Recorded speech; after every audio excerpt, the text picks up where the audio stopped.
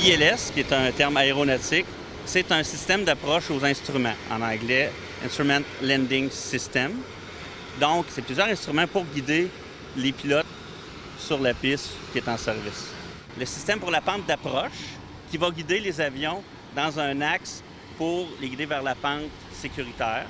Il y a aussi l'instrument qui va guider l'avion sur son axe latéral, qui est le localizer, qui est situé à l'autre bout de la piste, qui va vraiment guider l'avion pour la centrer sur la piste.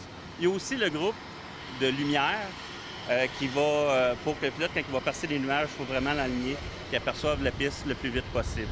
Donc, c'est le tout. Aujourd'hui, on a le droit à un exercice de calibration du ILS. C'est quoi l'importance et la pertinence de faire cet exercice-là et à quelle fréquence? Bien, naturellement, c'est pour la sécurité.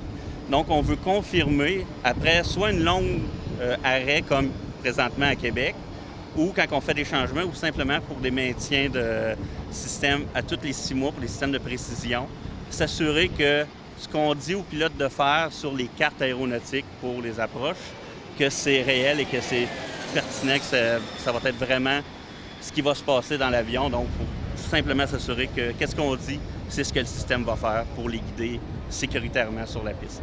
Et à quelle fréquence qu'on fait le test de calibration?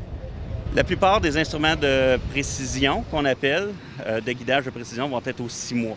Peut être, dépendant des endroits, peut être plus court, plus long. Ça dépend des endroits. En Canada, on a 3 appareils, un Dash 8 200 et 2 CRJ 200 qui servent simplement pour les instruments, pour les vérifications d'instruments. Il y en a 2 de basés à Ottawa et le 3e, il est à Kelowna. Et maintenant, dans le CRJ 200 qui est venu ici aujourd'hui à Québec, il y a combien de personnes à bord? Alors, principalement, il y a 4 personnes à bord. On a un technicien qui va s'assurer que tout le système fonctionne, la compatibilité, que tout est pareil. Il y a aussi un coordonnateur, le pilote et le copilote.